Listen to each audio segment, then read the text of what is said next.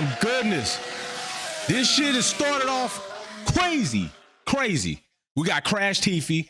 We got Alonzo Hamilton. And Alonzo throwing major shade and hate off of the damn radio to Hamilton. But let's go over this first, okay? Let's look at it. Let's look at the footage. Right here, Hamilton on the outside, Alonzo on the inside. Hamilton's car is ahead of the front axles of Alonso's car.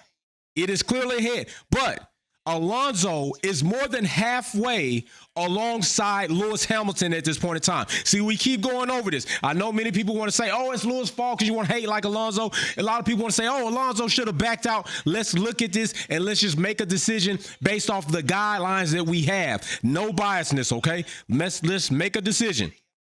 Now, right here at the apex, Alonso is at least halfway alongside Hamilton. Hamilton is the attacker, but Hamilton is more than halfway ahead of the midpoint of Alonso. He's ahead of the front axle of Alonso. So, boom, now we could also go back and say that in this frame right here, does Lewis leave Alonso a car's width of space? Well, in some situations, we would say, yeah, right, because we've seen Russell get pushed off and still commentators say dumb shit like Russell should have gave more space. Where should he give more space to Perez? He's already off track. So if we're going based off what commentators say, Lewis left Alonso enough space to have a wheel on the track and a wheel off, if that's what you want to say. But in my opinion, I think that a car's width of space should be left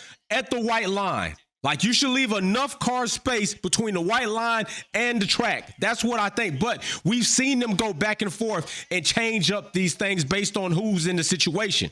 So we watch this out. There it is. Hamilton is airborne somewhat. And guess what? The floor is completely damaged. The car is not smacking the ground at that rate of force and nothing is damaged. He is out of the race for the Belgium Grand Prix. Now let's look at some damn orders. Let's look at some guidelines. It says, attacker approximately halfway alongside. All right? Attacker approximately halfway alongside. As you see, at this point in time, the attacker would be Lewis Hamilton, as this pretty much is set up pretty much exactly how the situation is right now. Lewis on the outside, Alonso on the inside. Lewis is the attacker.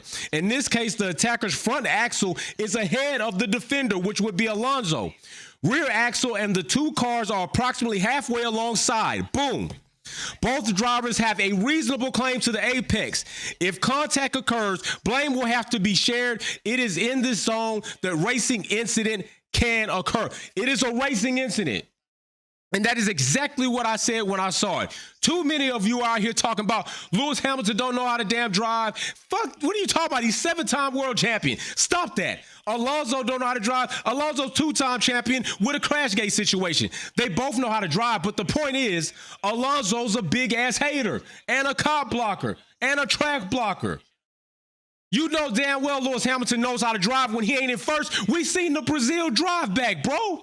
Stop playing games. Y'all need to stop playing games. It's a racing incident. Nobody's at fault, per se, by the guidelines. I think it's a racing incident.